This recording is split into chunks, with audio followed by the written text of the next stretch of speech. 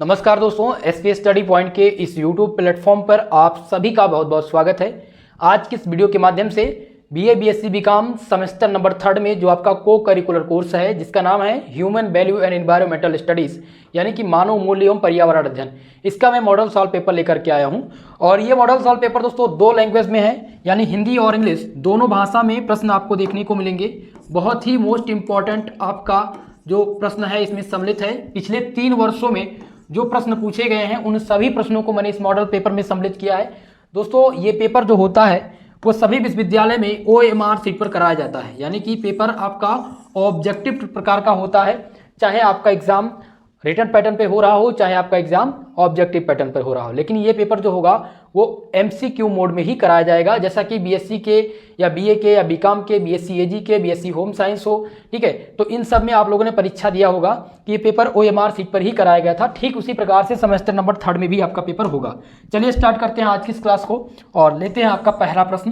तो आज की इस क्लास का हमारा पहला प्रश्न इसमें आ चुका है।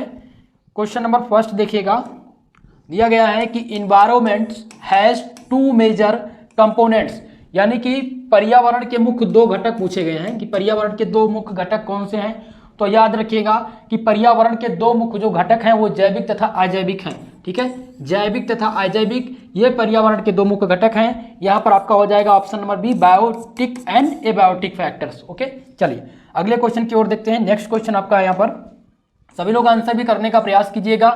क्वेश्चन नंबर 2 मोस्ट इंपॉर्टेंट है, जिसमें पूछा गया है कि ozone layer belong to which of the following layer of atmosphere.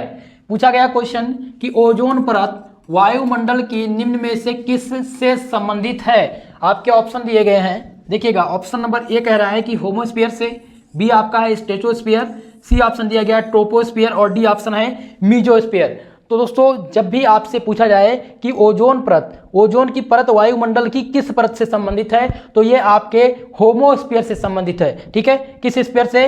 Homosphere से। आपका जो आंसर हो जाएगा वो हो जाएगा ऑप्शन नंबर ए। प्रश्न नंबर 2 का जो करेक्ट उत्तर है ऑप्शन नंबर ए आपका हो जाएगा। मोस्ट इंपॉर्टेंट क्वेश्चन है, बहुत बार ये रिपीट हो चुके हैं एग्जाम में। क्लियर है? चलिए अगले क्वेश्चन की तरफ बढ़ते हैं। नेक्स्ट क्वेश्चन आ चुका है, तीसरा क्वेश्चन, जो कि बहुत ही मोस्ट इंपॉर्टेंट क्वेश्चन है, ध्यान दीजिएगा। क्वेश्चन नंबर 3 आपका, चलिए क्वेश्चन दिया गया है कि प्रकृति के पास हमारी जरूरत के लिए पर्याप्त है, प्रकृति के पास हमारी जरूरत के लिए पर्याप्त है लेकिन लालच के लिए नहीं। यह कथन किसने कहा था? कथन दिया गया है, आपके ऑप्शन दिए गए हैं कि लाल बहादुर शास्त्री, सुभाष चंद्र बोस, और सी दिया गया है महात्मा गांधी जी, और डी दिया गया है जवाहरलाल नेहरू। चलिए उत्तर देने का प्रयास कीजिएगा, इस क्वेश्चन का आंसर क्या हो जाएगा।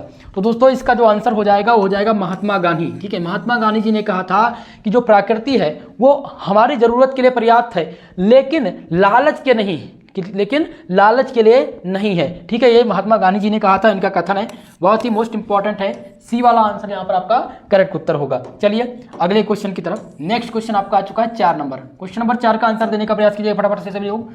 4 नंबर क्वेश्चन दिया गया है, देखिएगा, which one is not related to environmental protection. ठीक है, यानी दिया गया है कि कौन सा निम्न में से कौन सा पर्यावरण संरक्षण से संबंधित नहीं है, पर्यावरण संरक्षण से संबंधित नहीं है पूछा गया है। पहला देखिएगा UNEP, तो ये संबंधित है भाई, UNEP संबंधित है। हरित शांति ये भी पर्यावरण से संबंधित है। WWF वर्ल्ड वाइड फेयर ये इसमें सम्मिलित नहीं है, लेकिन रेड क्रॉस भी इसमें सम्मिलित है। तो सही आंसर पूछा जाएगा, पूछा गया तो संबंधित नहीं है। तो यहां पर आप कौन सा आंसर लगाएंगे? ऑप्शन नंबर सी टिक करेंगे, WWF पर्यावरण के संरक्षण से संबंधित नहीं है। क्लियर है? चलिए अगले क्वेश्चन की तरफ बढ़ते हैं, दे पाएंगे। क्वेश्चन क्या कह रहा है कि नीली क्रांति संबंधित है। चलिए बताने का प्रयास कीजिएगा कि जो नीली क्रांति है किससे संबंधित है। पहला ऑप्शन दिया गया है कि सिल्क के प्रोडक्शन से, बी ऑप्शन दिया गया है क्लीन एटमॉस्फेयर, सी ऑप्शन दिया गया वाटर कंजर्वेशन, और डी दिया गया है फिश का प्रोडक्शन। ठीक है, तो जो नीली क्रांति है आप लोग ध्यान रखेंगे कि इसमें कंफ्यूजन 2 जगह पे है। कंफ्यूजन कहाँ पर बनती है? पहला तो ये पॉइंट हो जाता है जल के संरक्षण से, और दूसरा हो जाता है मछली के उत्पादन से। जब भी जल का संरक्षण आपका दिया रहेगा, जल संरक्षण, तो आप लोग नीली क्रांति में जल का संरक्षण टिक करेंगे, मछली उत्पादन में नहीं, मत्स्य पालन में नहीं लगाएंगे। अगर जल का संरक्षण नहीं रहेगा, ऑप्शन में मछली उत्पादन होगा, तो आप मछली उत्पादन में लगाइएगा। ये क्वेश्चन मोस्ट इंपॉर्टेंट है और याद रखेंगे क्रांति सभी प्रकार की क्रांति, जैसे कि नीली क्रांति यहां पर पूछी गई थी। ठीक है, नीली क्रांति, पीली क्रांति, ठीक है, नीली क्रांति, पीली क्रांति, श्वेत क्रांति, श्वेत क्रांति। तो ये सभी आप लोग तैयार कर लीजिएगा, बहुत ही मोस्ट इंपॉर्टेंट है, क्रांति से रिलेटेड प्रश्न आते रहते हैं। तो हमने आपको आंसर क्या बता दिया है, जल का संरक्षण, आप लोग क्या लगाएंगे, वाटर का कंजर्वेशन, ठीक है, ये नीली क्रांति संबंधित है। बहुत लोगों का मानना है कि मछली उत्पादन होना चाहिए, तो यहाँ पर जब आएगा जल संरक्षण तो आप लोग जल संरक्षण लगाएंगे, अन्यथा मछली उत्पादन पे लगाएंगे। क्लियर है। चलिए अगले क्वेश्चन की तरफ बढ़ते हैं। 8वां प्रश्न लेते हैं, क्वेश्चन नंबर 8। 8वां क्वेश्चन यहाँ पर आ चुका है कि highest biodiversity occurs the following country. Question पूछा गया है कि सर्वाधिक जैव विविधता निम्न देश में पाई जाती है, इनमें से किस देश में सर्वाधिक जैव विविधता पाई जाती है। आपका ऑप्शन ए दिया गया है, देखिएगा ऑस्ट्रेलिया, ऑप्शन ए क्या कह रहा है, ऑस्ट्रेलिया। बी ऑप्शन दिया गया है आपका ब्राजील, सी ऑप्शन है इंडिया और डी ऑप्शन है आपका साउथ अफ्रीका। तो आपको बता दें जो हाईएस्ट बायोडायवर्सिटी अकर्स करती है वो कौन सी कंट्री है, वो ब्राजील है। इसलिए कौन सा आंसर हो जाएगा यहाँ पर, बी वाला आपका आंसर करेक्ट उत्तर होगा। क्लियर है। चलिए अगले क्वेश्चन की तरफ बढ़ते हैं। नेक्स्ट क्वेश्चन आपका आ चुका है, क्वेश्चन नंबर 9। बहुत इंपॉर्टेंट क्वेश्चन है। क्वेश्चन क्या है, ध्यान दीजिएगा, ठीक है। क्वेश्चन नंबर 9 आपका दिया गया है, the environment protection act was formed by, यानी जो पर्यावरण संरक्षण अधिनियम है वो कब बनाया गया था, ये क्वेश्चन आया हुआ है। और पहला ऑप्शन कह रहा है कि 1982 में, दूसरा ऑप्शन है 1980, सी ऑप्शन आपका दिया गया 1990 और डी ऑप्शन है 1986। तो याद रखेंगे पर्यावरण जो संरक्षण अधिनियम बनाया गया था दोस्तों, वो बनाया गया था 1986 में, ठीक है, 1986 में पर्यावरण संरक्षण अधिनियम बनाया गया था। इसलिए आंसर आपका हो जाएगा ऑप्शन नंबर डी, ठीक है, डी वाला आंसर यहाँ पर करेक्ट उत्तर है आपके क्वेश्चन नंबर 9 का। अगला क्वेश्चन देखते हैं। चलिए क्वेश्चन नंबर 10 नंबर क्वेश्चन आ चुका है और क्वेश्चन नंबर 10 आपका दिया गया है, the pointers of vegetation are, वनस्पति के अग्रदूत पूछा गया, वनस्पति के अग्रदूत इनमें से कौन से हैं। आपके ऑप्शन ए कह रहा है, ऑप्शन नंबर ए क्या कह रहा है कि कवक, क्या कवक वनस्पति का अग्रदूत है। बी ऑप्शन कह रहा है लाइकेन, क्या लाइकेन है। सी ऑप्शन है जीवाणु और डी दिया गया शैवाल। तो इनमें से हम जीवाणु को क्रॉस कर देते हैं, शैवाल को भी और कवक को भी। यहाँ से सही उत्तर हो जाएगा लाइकेंस, बी वाला आंसर इसका सही उत्तर होगा, ठीक है। ध्यान रखेंगे कौन सा आंसर सही है, तो लाइकेंस जो है वो वनस्पति के अग्रदूत कहे जाते हैं। आपका ऑप्शन नंबर 20 में सही उत्तर होगा। चलिए अगले क्वेश्चन लेते हैं। Next question, question number 11 number question को ध्यान दीजिएगा। 11 नंबर क्वेश्चन आपका क्या कह रहा है कि plants and animal living in A area constitute, यानी कि एक क्षेत्र में रहने वाले पौधे और जानवरों का जो गठन है, जो गठन करते हैं, यानी कि एक क्षेत्र में रहने वाले पौधे और जानवर गठन करते हैं, किसका गठन करते हैं। ऑप्शन ए दिया गया आबादी का। तो आबादी का गठन क्या पौधे और जानवर करेंगे, बिल्कुल नहीं होगा, ये ऑप्शन आपका रॉन्ग हो जाएगा। बी हम देखते हैं समुदाय, तो ये समुदाय तो बनाएंगे नहीं, ये भी नहीं होगा। समुदाय कब बनेगा, समुदाय जब विभिन्न प्रकार के लोग एक ही कम्युनिटी में एक ही जगह पर रहेंगे और एक ही विचारधारा के रहेंगे, तो उसको समुदाय कहते हैं। लेकिन इसमें से आबादी और समुदाय दो निकल चुका है। अब अगला आ चुका है आपका पारिस्थितिकी तंत्र, ठीक है, पारिस्थितिकी तंत्र। तो ध्यान रखेंगे जब एक ही क्षेत्र में रहने वाले पौधे और जानवर गठन किसका करेंगे, तो पारिस्थितिकी तंत्र का गठन करेंगे। सो आंसर आपका हो जाएगा सी वाला, ठीक है, सी आंसर इसका करेक्ट उत्तर हो जाएगा क्वेश्चन नंबर 11 का। अगला क्वेश्चन ध्यान देंगे।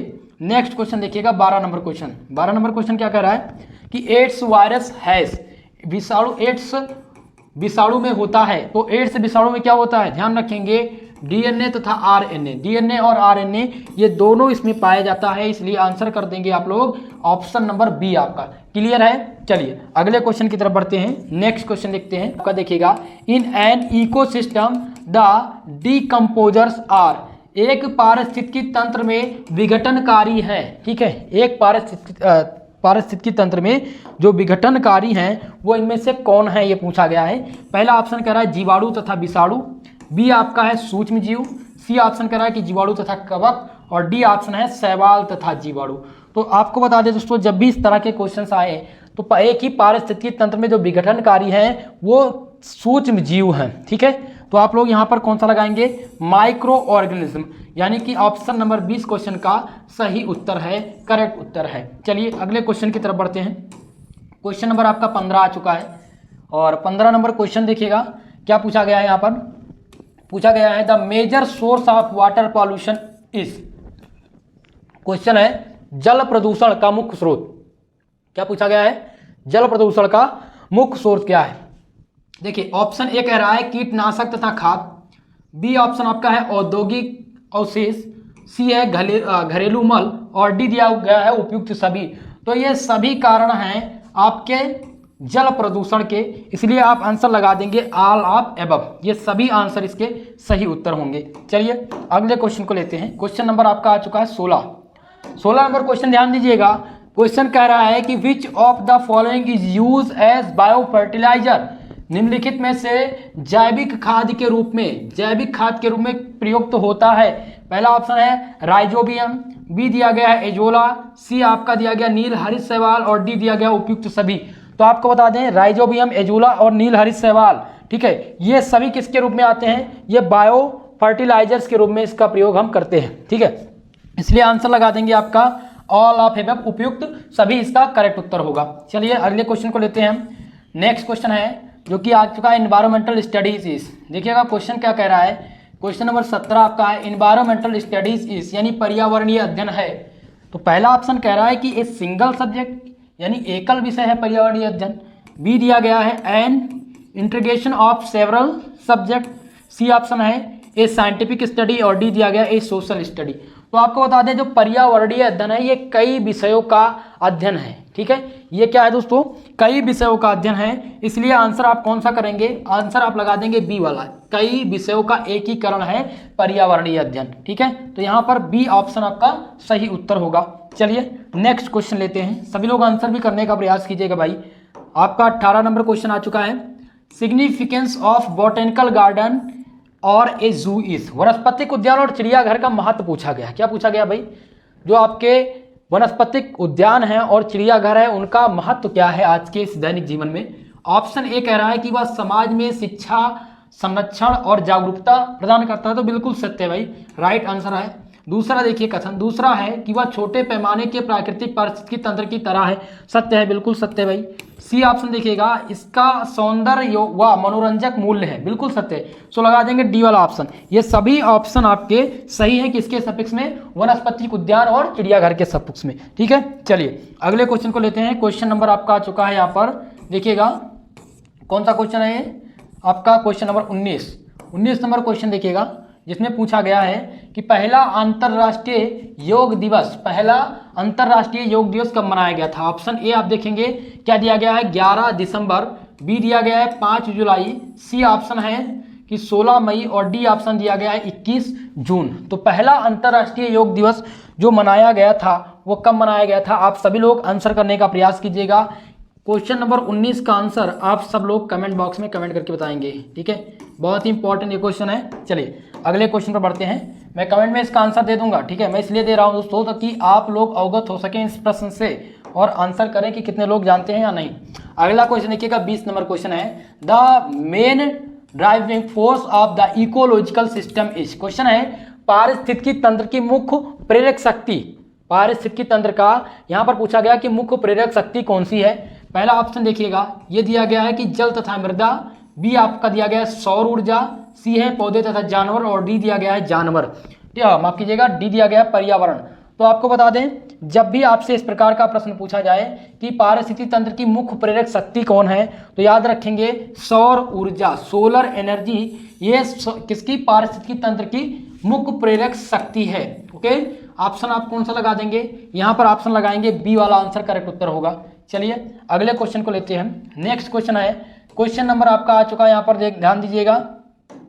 क्वेश्चन आपका दिया गया 21 number, which of the following is non reversible resources. Question है कि निम्नलिखित में से कौन सा गैर नवीनीकरण संसाधन है? गैर नवीनीकरण संसाधन पूछा गया है, नवीनीकरण नहीं, गैर नवीनीकरण। तो खनिज आ गया आपका पहला ऑप्शन, बी ऑप्शन है कोयला, सी ऑप्शन है प्रजाति और डी दिया गया उपयुक्त सभी। तो इनमें से स्पेसीज याद रखेंगे, स्पेसीज क्या है? ये गैर नवीनीकरण संसाधन के अंतर्गत आता है। सो ऑप्शन नंबर इसमें सी आपका करेक्ट उत्तर है। चलिए अगले क्वेश्चन को लेते हैं आप। नेक्स्ट क्वेश्चन आ चुका है क्वेश्चन नंबर 22 नंबर क्वेश्चन है जिसमें पूछा क्या गया है दोस्तों? क्वेश्चन है आपका कि biological oxygen demand the major, यानी कि बायोलॉजिकल ऑक्सीजन जो डिमांड है वो क्या मापता है? पहला ऑप्शन कह रहा है कि ये मापता है सूक्ष्म जीवों के द्वारा घुलित ऑक्सीजन को ये मापता है। ऑप्शन नंबर बी देखिएगा, ये आपका है कि जल का प्रदूषण ही मापता है। सी ऑप्शन है वायु प्रदूषण, और डी दिया गया औद्योगिक प्रदूषण। तो याद रखेंगे दोस्तों, जब आपसे इस प्रकार के प्रश्न पूछे जाएं कि जो बायोलॉजिकल ऑक्सीजन डिमांड है वो क्या मापता है, तो ये मापता है दोस्तों सूक्ष्म जीवों द्वारा घुलित ऑक्सीजन की मात्रा को मापता है। ऑप्शन नंबर ए इस क्वेश्चन का सही उत्तर हो जाएगा। चलिए नेक्स्ट क्वेश्चन की तरफ बढ़ेंगे हम। आपका अगला क्वेश्चन है 23 नंबर। क्वेश्चन नंबर 23 ध्यान दीजिएगा। क्वेश्चन नंबर 23 आपका दिया गया है कि in India the number of biodiversity hot spot are. भारत में जैव विविधता हॉट स्पॉट की संख्या कितनी है।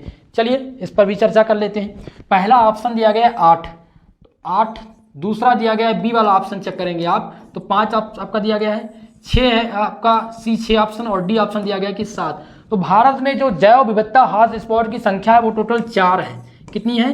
4 है। किसी भी ऑप्शन में इसमें 8 दिया गया है, इसमें 5 दिया गया है, इसमें 6 और इसमें 7। तो आप आसपास का लगा देंगे। अगर आपको नहीं मिलेगा तो आप 5 टिक कीजिएगा, लेकिन आप लोग याद रखेंगे। क्या याद रखेंगे? बायोडाइवर्सिटी। अगर हॉट स्पॉट की संख्या पूछी जाए तो टोटल हॉट स्पॉट की जो संख्या है वो 4 है। ठीक है, चलिए आगे बढ़ते हैं नेक्स्ट क्वेश्चन की तरफ। आपका अगला क्वेश्चन यहाँ पर देखिएगा, क्वेश्चन नंबर 26, आप माफ कीजिएगा, क्वेश्चन नंबर 24 आपका आ चुका है आपकी स्क्रीन पे, और इसमें है कि वर्ल्ड इन्वायरमेंटल डे। क्वेश्चन क्या कहा गया है, पूछा गया है कि world environmental day 2022 hosted by, यानी कि विश्व पर्यावरण दिवस 2022 जो है वो किस देश द्वारा होस्ट किया गया था, किस देश के द्वारा ये होस्ट किया गया था। पहला ऑप्शन है स्वीडन के द्वारा, बी ऑप्शन देखिएगा भारत, सी है जापान, और डी दिया गया नॉर्वे। तो विश्व पर्यावरण दिवस 2022 जो होस्ट किया गया था वो स्वीडन के द्वारा होस्ट किया गया था। आपका आंसर हो जाएगा ए ऑप्शन। ठीक है, चलिए याद रखेंगे इस चीज को। अगला दोस्तों बहुत ही महत्वपूर्ण क्वेश्चन आ चुका है, जिसमें पूछा गया है 25 नंबर कि green revolution is related to, हरित क्रांति किससे संबंधित है। बहुत ही मोस्ट इंपॉर्टेंट है। पहला दिया गया कपास के उत्पादन से, बी दिया गया गैस के उत्पादन से, सी आपका इसमें अनाज, और डी दिया गया दूध। तो आपको ध्यान रखना है, जब श्वेत क्रांति होती तो यहाँ पर दूध होता, लेकिन यहाँ पर पूछा क्या गया है, पूछा गया है कि हरित क्रांति किससे संबंधित है। तो हरित क्रांति जो संबंधित है वो अनाज से संबंधित है। किससे संबंधित है? अनाज से संबंधित है। ऑप्शन नंबर यहाँ पर सी आपका करेक्ट उत्तर हो जाएगा। चलिए दोस्तों अगले क्वेश्चन की तरफ। क्वेश्चन नंबर 26 आपके स्क्रीन पे आ चुका है। चलिए फटाफट से आंसर देने का प्रयास कीजिएगा आप सब। 25 नंबर क्वेश्चन देखिएगा, which one gas leaked in Bhopal त्रासी। भोपाल गैस यानी भोपाल गैस त्रासी में कौन सी गैस लीक हुई थी? तो आप सबको पता है मिथाइल आइसोसाइनाइड, ये गैस लीक हुई थी। ठीक है, आपके ऑप्शन यहाँ पर दिए गए थे SO2, CO2 यानी carbon dioxide, NO2 nitrogen oxide, और आपका ऑप्शन डी दिया गया है मिथाइल आइसोसाइनाइड। तो मिथाइल आइसोसाइनाइड लीक हुई थी भोपाल गैस त्रासी में। ठीक है, डी वाला आंसर यहाँ पर सही उत्तर होगा। चलेंगे अगले प्रश्न को हम लेते हैं। नेक्स्ट क्वेश्चन देखिएगा 27 नंबर क्वेश्चन। चलिए उत्तर देने का प्रयास कीजिएगा सभी लोग। 27 नंबर क्वेश्चन यहाँ पर है, the high diversity on the earth found in. सर्वाधिक जैव विविधता विश्व में कहाँ पर पाई जाती है। बहुत ही मोस्ट इंपॉर्टेंट क्वेश्चन ये है, ध्यान दीजिएगा। 27 नंबर क्वेश्चन आपका बहुत ही VIP क्वेश्चन है, और ये बार बार एग्जाम में बनता है कि सर्वाधिक जैव विविधता विश्व में कहाँ पर पाई जाती है। तो पहला यहाँ पर है टेम्परेट जंगल, दूसरा है ट्रॉपिकल जंगल, और सी दिया गया अल्पाइन, और डी दिया गया टुड्रा। चलिए बताने का प्रयास कीजिएगा। तो दोस्तों जो सर्वाधिक जैव विविधता पाई जाती है विश्व में वो ट्रॉपिकल फॉरेस्ट में पाई जाती है। कहाँ पर पाई जाती है? ट्रॉपिकल फॉरेस्ट में। यहाँ पर आपका जो सही आंसर हो जाएगा वो आपका हो जाएगा ऑप्शन नंबर बी। ठीक है, चलिए अगले क्वेश्चन की तरफ बढ़ते हैं। नेक्स्ट क्वेश्चन पे क्वेश्चन नंबर 26 नंबर क्वेश्चन आ चुका है, और क्वेश्चन क्या दिया गया है यहाँ पर, क्वेश्चन को ध्यान दीजिएगा। क्वेश्चन है कि which one gas leaked in Bhopal gas त्रासी। शायद वही पेज इसमें दोबारा लग चुका है। चलिए आगे बढ़ते हैं नेक्स्ट क्वेश्चन की तरफ। और नेक्स्ट क्वेश्चन यहाँ पर देखिएगा, क्वेश्चन नंबर आपका 28 आ चुका है, और 28 एक क्वेश्चन में पूछा गया है। देखिएगा दोस्तों 28 नंबर क्वेश्चन आज के स्क्रीन पे आ चुका है, जिसमें क्वेश्चन है कि प्रथम पृथ्वी सम्मेलन आयोजित किया गया था। जो प्रथम पृथ्वी सम्मेलन था वो कहाँ पर आयोजित किया गया था, ये प्रश्न है। ऑप्शन ए देखेंगे ब्राजील, बी ऑप्शन है चीन में, सी ऑप्शन दिया गया जापान, और डी दिया गया भारत। चलिए जल्दी से बताने का प्रयास कीजिएगा कि जो प्रथम पृथ्वी सम्मेलन है वो पहली बार कहाँ पर आयोजित किया गया था। तो आप लोग ध्यान रखेंगे दोस्तों, ये कहाँ पर हुआ था? जापान में। ठीक है, जापान में प्रथम पृथ्वी सम्मेलन हुआ था, इसलिए आप आंसर लगा देंगे सी वाला इसमें करेक्ट उत्तर। चलिए अगले क्वेश्चन को लेते हैं। क्वेश्चन नंबर 29 बहुत ही मोस्ट इंपॉर्टेंट क्वेश्चन आ चुका है यहाँ पर, जिसमें पूछा गया है कि state tree of Uttarakhand, Uttarakhand का राज्य वृक्ष आपको बताना है। चलिए सभी लोग आंसर देने का प्रयास कीजिएगा भाई कि उत्तराखंड का जो राज्य वृक्ष है वो क्या है। आपके ऑप्शन देखिएगा, पहला दिया गया बांस, यहाँ पर दिया गया बाज, बी आपका दिया गया बुरास, सी है चीड़ और डी दिया गया देवदार। तो इनमें राज्य वृक्ष बताना था, तो आप लोग याद रखेंगे कि जो राज्य वृक्ष है उत्तराखंड का वो बुरास है। बुरास उत्तराखंड का राज्य वृक्ष है। ऑप्शन आपका हो जाएगा यहाँ पर बी वाला करेक्ट उत्तर। चलिए अगले क्वेश्चन पर देखते हैं। नेक्स्ट क्वेश्चन आपका क्या आया हुआ है? क्वेश्चन नंबर आपका 30 आ चुका है। उत्तर प्रदेश का राज्य वृक्ष पूछा गया, मोस्ट इंपॉर्टेंट है। अधिकांश बच्चे हमारे जो जुड़े होंगे वो यूपी से ही होंगे, मुझे ऐसा है कि सबसे ज़्यादा जो स्टूडेंट होंगे वो उत्तर प्रदेश के ही होंगे, तो आप सब इस क्वेश्चन का आंसर भी कर पाएंगे क्योंकि उत्तर प्रदेश का राज्य वृक्ष पूछा गया है। दोस्तों याद रखेंगे, उत्तर प्रदेश से संबंधित जो जानकारी है वो आप लोग कर लीजिएगा, जैसे कि राज्य वृक्ष हो गया, राजकीय आपका चिन्ह क्या है। ठीक है, राजकीय चिन्ह आप याद रखेंगे। ठीक है, इसी के सफिक्स में आप याद रखेंगे राजकीय चिन्ह के साथ साथ कि भारत उत्तर प्रदेश में जो तहसील की संख्या कितनी, यानी कि सामान्य परिचय थोड़ा सा आप देख लीजिएगा उत्तर प्रदेश और उत्तराखंड से। ठीक है, तो उत्तर प्रदेश का यहाँ पर पूछा गया था राज्य वृक्ष। आपके ऑप्शन दिए गए यहाँ पर देवदार, बी है अशोक, सी आपका दिया गया है आम और डी दिया गया आपका नारियल।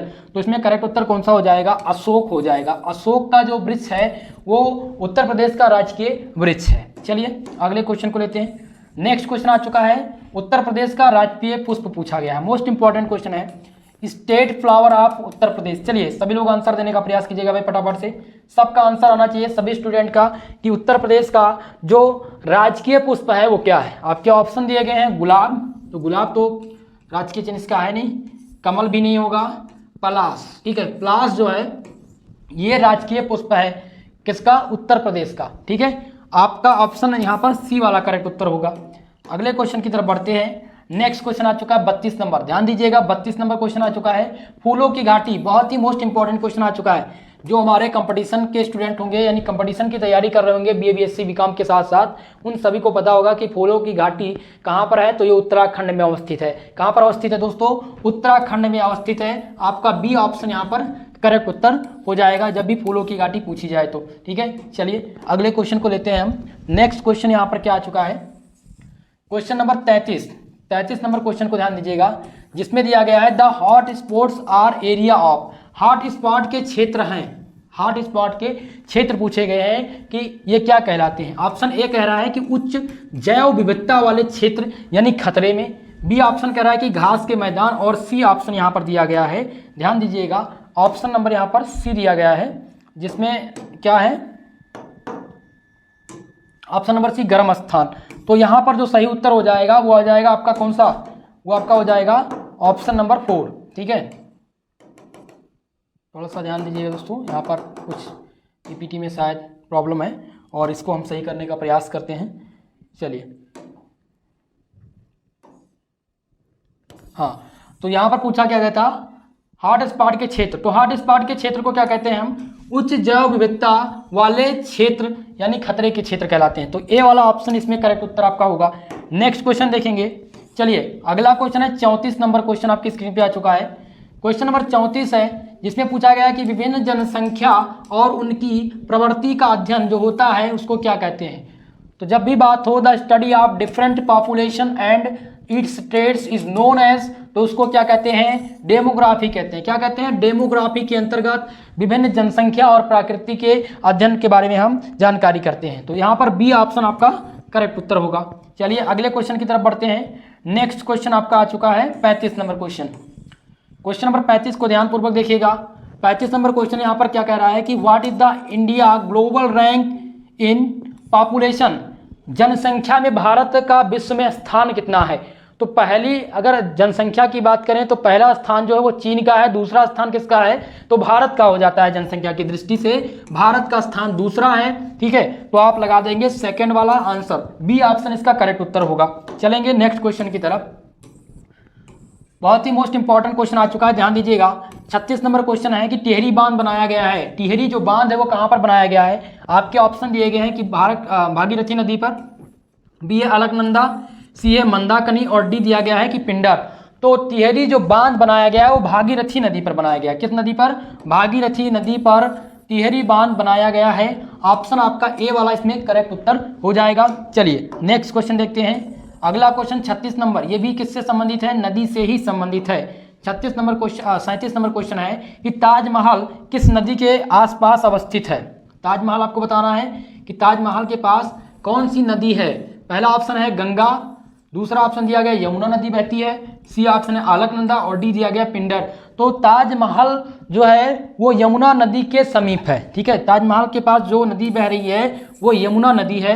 वहां पर आप लगा देंगे कौन सा आंसर? बी वाला आंसर इसमें करेक्ट उत्तर आपका होगा। चलिए अगले प्रश्न की ओर बढ़ते हैं। 38 नंबर क्वेश्चन यहाँ पर दिया गया है कि international women day is celebrated on, यानी अंतरराष्ट्रीय महिला दिवस कब मनाया जाता है? आपके ऑप्शन दिए गए हैं। ए ऑप्शन देखिएगा 8 मार्च को, बी ऑप्शन है 3 जुलाई, सी ऑप्शन कह रहा है कि 10 मई और डी ऑप्शन कह रहा है कि 5 सितंबर को। चलिए आंसर करने का प्रयास कीजिएगा। तो दोस्तों हम प्रत्येक वर्ष 8 मार्च को अंतर्राष्ट्रीय महिला दिवस के रूप में मनाते हैं, इसलिए आंसर आप करेंगे ऑप्शन नंबर ए यानी कि 8 मार्च, ठीक है। चलेंगे अगले प्रश्न की ओर। नेक्स्ट क्वेश्चन आपका आ चुका है 39 नंबर क्वेश्चन, और इस क्वेश्चन में पूछा गया है what is the theme of world environmental day 2020। अब आप कीजिएगा 2022 विश्व पर्यावरण दिवस 2022 का जो थीम है वो क्या था? आपके ऑप्शन दिए गए हैं। पहला ऑप्शन देखेंगे आप इकोसिस्टम रेस्टोरेशन, बी ऑप्शन कह रहा है केवल एक पृथ्वी, सी ऑप्शन है जैव विविधता संरक्षण और डी दिया गया है क्लाइमेट चेंज। तो आप लोग याद रखेंगे कि 2022 में जो पर्यावरण दिवस का जो थीम था वो था केवल एक पृथ्वी। क्या था दोस्तों? केवल एक पृथ्वी, यही था आपका 2022 में विश्व पर्यावरण दिवस का थीम। तो आंसर आपका कौन सा हो जाएगा? ऑप्शन नंबर 20 में सही उत्तर होगा। नेक्स्ट क्वेश्चन, चलिए अगला क्वेश्चन ले लेते हैं। क्वेश्चन नंबर 40, जिसमें पूछा गया है आपसे क्वेश्चन कि Jim Corbett national park is situated in, यानी कि जिम कॉर्बेट नेशनल पार्क कहाँ पर स्थित है? आपके ऑप्शन दिए गए हैं। ए वाला ऑप्शन आप देखेंगे तो ऑप्शन नंबर ए आपका यहाँ पर है उत्तराखंड, बी ऑप्शन है उत्तर प्रदेश, सी है महाराष्ट्र और डी दिया गया आपका बिहार। तो इसमें आपको क्या याद रखना है? आपको याद रखना है दोस्तों कि जो जिम कॉर्बेट नेशनल पार्क है वो उत्तराखंड में स्थित है। कहाँ पर स्थित है? उत्तराखंड में। ऑप्शन नंबर ए इस क्वेश्चन का सही उत्तर हो जाएगा। चलेंगे अगले क्वेश्चन की तरफ। 41 नंबर क्वेश्चन, ध्यान दीजिएगा। क्वेश्चन क्या कह रहा है कि wild life protection act was launched. Question क्या दिया गया है? ध्यान से समझिएगा कि वन्य जीव संरक्षण अधिनियम किस वर्ष बनाया गया? तो याद रखेंगे 1972, सन 1972 में वन्य जीव संरक्षण अधिनियम बनाया गया था। तो आप यहाँ पर देखेंगे ऑप्शन ए कह रहा है 1968, बिल्कुल नहीं। ऑप्शन बी है 1970, ये भी नहीं होगा। सी ऑप्शन हो जाएगा 1972। इस क्वेश्चन का जो करेक्ट उत्तर है वो ऑप्शन नंबर आपका सी हो जाएगा। चलिए अगले क्वेश्चन बढ़ते हैं।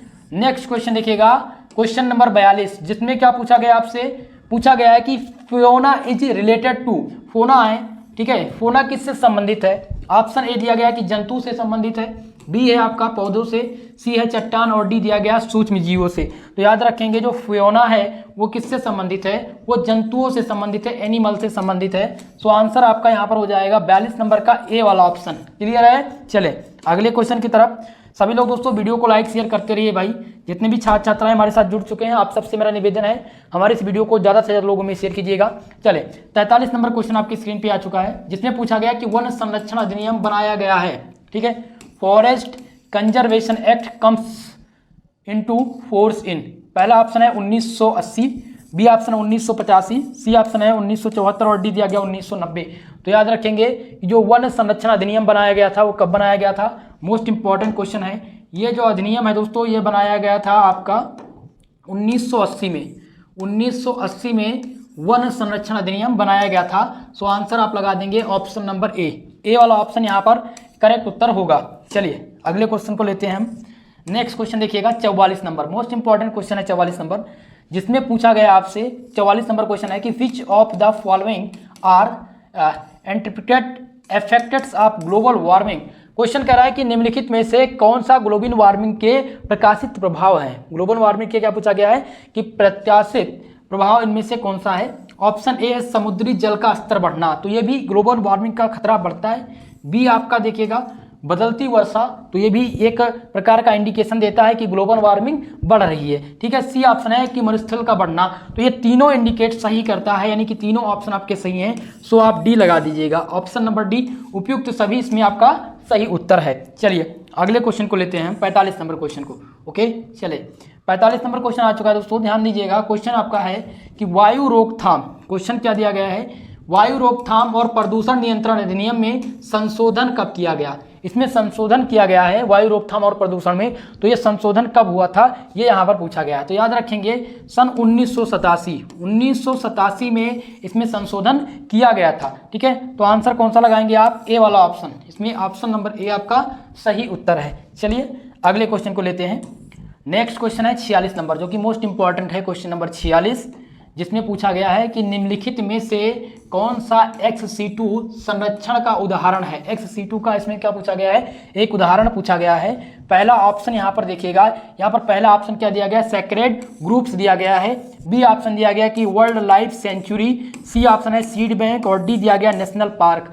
तो याद रखेंगे एक्स जो C2 का संरक्षण है वो उदाहरण किसका है, तो उदाहरण है किसका, बीज बैंक का, सीड बैंक का ये उदाहरण है।